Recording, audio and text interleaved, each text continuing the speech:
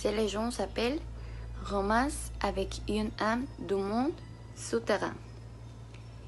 Il avait peu de temps pour l'effondrement de la dictature porfiriste quand il est arrivé à Perote, un militaire qui avait passé une licence limitée pour se séparer des rangs. Cet officier était un beau jeune qui disait s'appeler José, avec l'intention de s'installer dans ces populations. Il était arrogant, courageux et affectueux avec tard, qu'il aimait faire des sérénades. Dans l'une de nombreuses aventures amoureuses, par une nuit sombre, marche seul le long de la rue connue sous le nom de San Carlos. Le silence a été interrompu par les flûtes d'une voiture flambeau, tirée par 2 chevaux valeureux et guidée par un cocher au visage de cadavre et en uniforme. Dans la faible lumière d'un phare qui portait cette voiture, l'Émilie distinguait en lui une belle femme qui, avec des phrases attentives, l'invitait à lui tenir compagnie.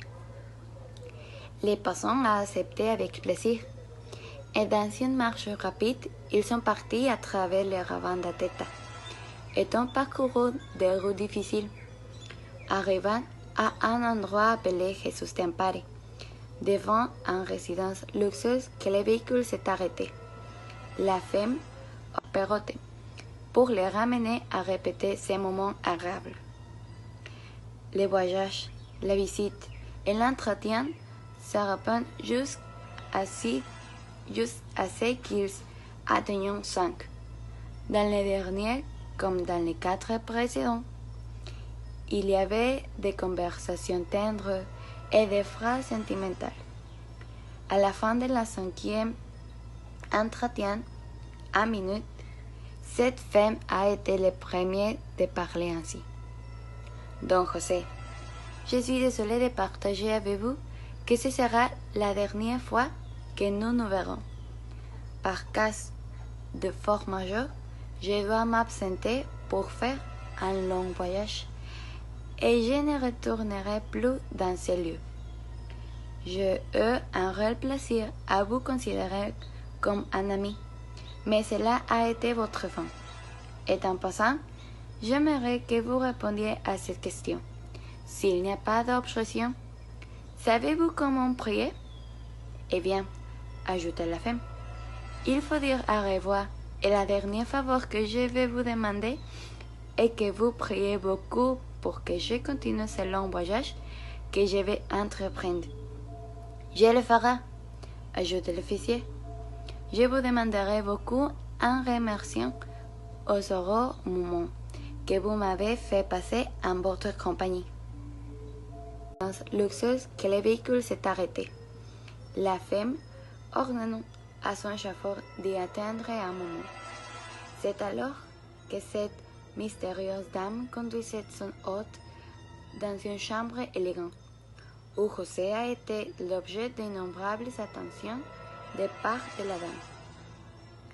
Les notes mélodieuses de la musique classique adoucissaient leurs oreilles, créant une atmosphère agréable pour ces couples qui échangeaient des phrases d'amour.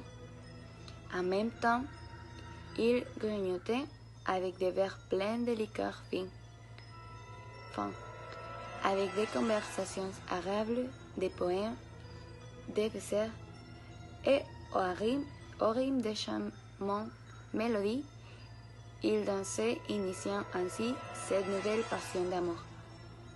Minuit est venu.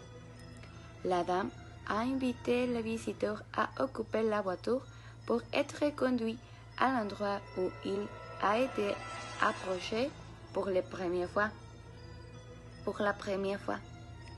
Après avoir annoncé que pour la nuit suivante, et en même temps, il passerait par Perote pour les ramener à répéter ces moments agréables. Le voyage, la visite et l'entretien se répondent jusqu'à ce qu'ils atteignent 5.